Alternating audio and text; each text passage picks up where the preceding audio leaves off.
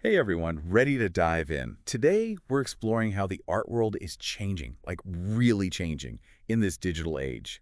We've got this article that's seriously got us thinking about the challenges artists face now, Hmm. especially with social media being such a big deal. Yeah, it's wild, right? It's not just about, like, having a website or posting your art online anymore. Right, it's way deeper than that. Mhm. What grabbed me about this article is how it shows like artists are expected to become these almost like content Yeah, creators. like influencers Yeah. almost. It's a whole different ball game. Totally. The article makes this point and it's so true. Like it wasn't always this way. Like back in the day, artists, they could just, focus on their art, right?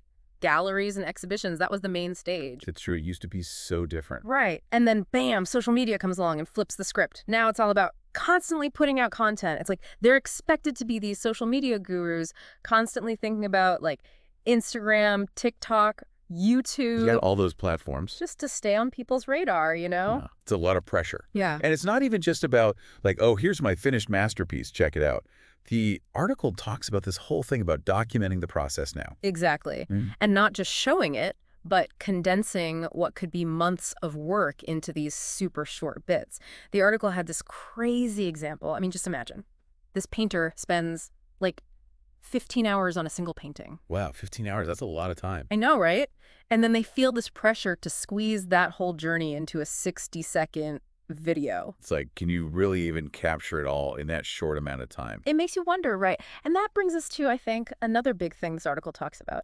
This whole dominance of like short form content. Everything's so fast now, we Yeah. want everything quick and snackable. Yeah, instant gratification. Totally. But art, real art, it often takes time, right? Like you have to slow down, really look at the details. Yeah, get lost in it a little. Exactly. Yeah. It's almost like there's this kind of clash happening between this need to be quick and catchy and the nature of art, which is often like slow and deliberate. Yeah, it's a totally different pace. Right. And the article talks about how this constant pressure to churn out new stuff all the time, it can hurt an artist's, originality. Makes sense. It's tough to be original when you're always having to, like, chase the next trend. Exactly. It pushes them to follow trends just to stay afloat, even if it means sacrificing their own like artistic voice. You know what I mean?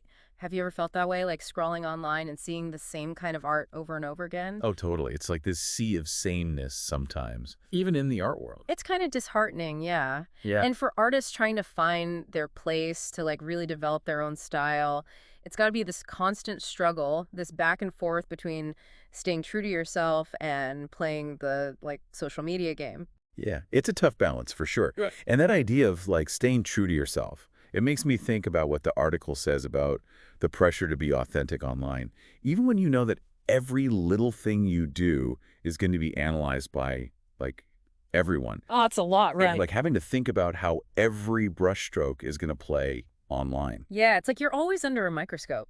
And I think what's really interesting, what the article does well, is it doesn't just like stay surface level with this stuff. It really gets into how this affects artists, like emotionally, you know? Yeah, it's got to be heavy. Right. It's not just about, oh, I made this thing, time to post. It's like they're building a whole persona online, a brand almost. Mhm. And sometimes that persona, it's got to feel like miles away from who you are when you're alone in your studio actually making the art. It's a weird disconnect, don't you think? Totally. It's like Yeah. this pressure to perform authenticity, even in something as personal as, making art. Exactly. And that pressure, it forces these tough choices, Yeah. Like, do you stay true to your vision, even if it means like maybe not getting as many likes or whatever? Or do you change things up, maybe compromise a little bit to fit in, to get seen? Hmm. It's a tough spot to be in. It makes you realize there's a whole other side to those perfect Instagram feeds, those cool TikToks. Oh, for sure. There's a real person behind all that, dealing with this stuff. Totally. And on top of all that, it's not even just about making the art. There's this whole other layer now of, like, marketing it, getting it out there. Absolutely. The article talked about how artists now, they kind of have to be entrepreneurs too. It's like they have to do it all. They're the creator, the marketer. And the entrepreneur, it's a lot to juggle. It's kind of cool, though, when you think about it. It's like art is way more democratic now. How so? Like it used to be all about who you knew, what gallery would represent you. Now artists can reach like the whole world if they want to. They can build Yeah. their own following, sell directly to collectors, cut out the middleman. That's a good point. It's empowering. Right. But also kind of overwhelming. Totally. It really makes you appreciate the hustle, Hmm. you know? It's not just about talent anymore. No way. It's strategy, it's self-promotion, it's like understanding this whole online world. And that actually reminds me of another thing from the article about how art promotion itself is changing. How so? Well, it used to be enough to just like take a good photo of your painting and share it, right? Right, that was the extent of it. Exactly. Now it's like you got to create a whole narrative, give people a peek behind the scenes. We're talking videos of you working, live streams, maybe even like teaming up with other artists. It's like the art itself isn't enough anymore. It's about the whole experience. Yeah, it's almost like the lines getting blurry, Yeah. between making art and like making content about making That's art. a trip, right. And it makes you think like, does all that awareness of like the online world, does it start to like creep into the art itself? It's a good question. Right. And the article, I got to give it props. It doesn't shy away from that. It talks about like, yeah, this could all backfire. It could stifle creativity. It's a double-edged sword. Totally. But it also talks about the good stuff too, about how these platforms, they open up all these amazing opportunities. It's true. There are two sides to every coin. It's like artists today are like pioneers or something. Yeah, like figuring out this whole new world as they go. Exactly. And it's changing how we see art, too. Like when you scroll through your feed now and you see a painting, you're not just seeing, like, the final product. Right. You're seeing like a bit of everything that went into it. Exactly. The process, the struggles, all that. And that's something the article really emphasized, I thought, like the importance of really, truly appreciating art.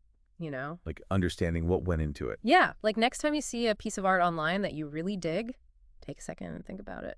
Like all the time and the dedication and even the decisions about like how to actually share it online. It adds another dimension, for sure. Totally. It reminds me there's a whole person behind it. Absolutely. Not just, like, a robot churning out content. Exactly. It's a totally different way of experiencing art now, I think. We're not just like looking at it, we're part of the whole journey. So true. Well, on that note, I think we've reached the end of our deep dive into this whole evolving art world thing. It's a wild world out there. It really is.